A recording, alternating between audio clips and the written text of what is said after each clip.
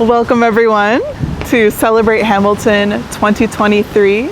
This is the 12th annual program sponsored by the Alexander Hamilton Awareness Society, also known as the AHA Society, and our many partners. I am Nicole Scholet, the president of the Alexander Hamilton Awareness Society, and on behalf of the entire AHA Society board, I thank you for being here today to honor and commemorate Alexander Hamilton at the site overlooking the famed Hamilton-Burr duel. We are so pleased to have you here with us for our return to Weehawken to commemorate the 214th anniversary of the Hamilton-Burr duel, which took place on July 11th, 1804. We hope you will continue to join us with our remaining events tomorrow on Sunday at Hamilton Grange National Memorial and at Trinity Church. Please let me know if you have any questions afterwards about tomorrow's program. As you can see behind us, the New York City skyline, its many skyscrapers and impressive views, we can realize that this is the embodiment of Alexander Hamilton's vision for New York City, for the United States, a location of commerce, manufacturing, industry, and we see the manifestation of his legacy behind us. But let's go back 200 years in time and imagine many fewer buildings and much more nature behind us. The Weehawken dueling grounds were used for over 150 years, starting in the 1700s, and they continued to be in use for many decades after the Hamilton-Burr duel, despite its infamy. And those grounds lay just below us, down at the base of the cliffs here. Affairs of honor, as were custom at the time, were settled there up through the time that those grounds were destroyed to make way for the railroads. The grounds themselves were a clearing amongst the woods on a ledge elevated above the Hudson River about 20 feet. And Hamilton and his second, Nathaniel Pendleton, the physician on call, Dr. David Hossack, if you can imagine them, it's a Saturday similar to today. It's 5 a.m. The twilight of sunrise is just beginning to peek over the horizon as they and 4 trusted Roman come across on a barge across the river. Aaron Burr did the same with his own entourage, including his second and physician and oarsman. Now, as was planned at the time, Vice President Aaron Burr arrived first. When Major General Alexander Hamilton arrived, the two exchanged greetings before their seconds, Nathaniel Pendleton for Alexander Hamilton and William P. Van Ness on behalf of Aaron Burr, conferred for the final details of this carefully planned encounter. The distance of 10 full paces were carefully measured and positions were decided. Hamilton and Burr loaded the guns in front of each other and then assumed their positions. From here, the witness accounts diverge a bit. According to Burr's second, Van Ness, Hamilton, just before Pendleton was about to signal the start of the affair of honor, called out, and I quote, "Stop. In certain states of the light, one requires glasses." He then proceeded to hold up his pistol in different directions as if testing the light before putting on a pair of glasses. After apologizing for the delay, Hamilton said, "This will do, now you may proceed." When asked, both men stated that they were ready. Nathaniel Pendleton called out, "Present," and Hamilton and Burr raised their guns. Both pistols went off within seconds of each other, though again here, witnesses do not agree on who shot first. Van Ness stated after the fact that Hamilton's gun went off first, and then Burr fired a few seconds later. When that happened, Hamilton immediately fell. On the other hand, Nathaniel Pendleton maintained that it was Burr who shot first, and when Hamilton fell, it was that his gun went off in a ricochet as a result.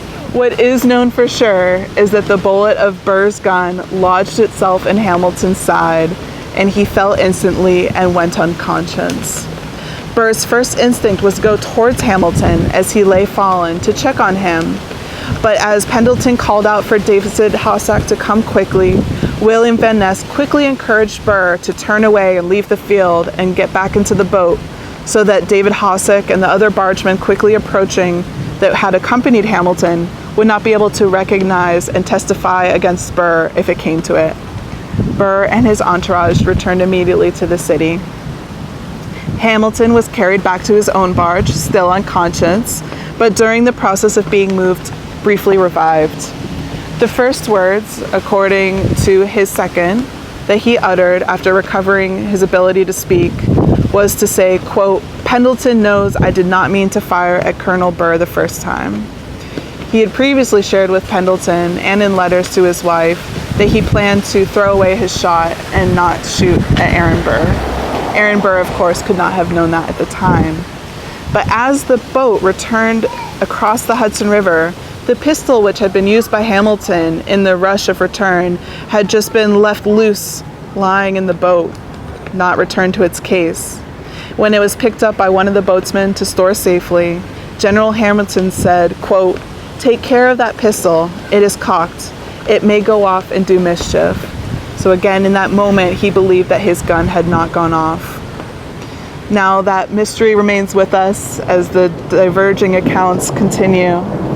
But what we do know is that the following day, as Hamilton lay at a friend's house in Lower Manhattan, although there were hopes that he might be able to recover, he did pass away from that fatal wounds on July 12th, 1804. Now, this moment in time is, of course, an incredible moment in American history, not only for those that are interested in Hamilton, but for the entire state of the country. I see many friends and familiar faces here. By show of hands, how many have joined us here at Weehawken before? Yes, we thank you for joining us again. And is it anyone's first time? Welcome. The Hamilton-Burr duel, though of course not the only duel, was the most infamous in American history, and it has brought people to this site for centuries now. The first monument to it was erected in the dueling grounds itself down below just 2 years after the duel. Many monuments have been placed and destroyed since then, until the grounds themselves were gone. A bust of Hamilton has been located up here at this site of the Hamilton Monument since 1894, overlooking the original grounds. And the bronze bust you see above me was sculpted in 1935 and still stands here today.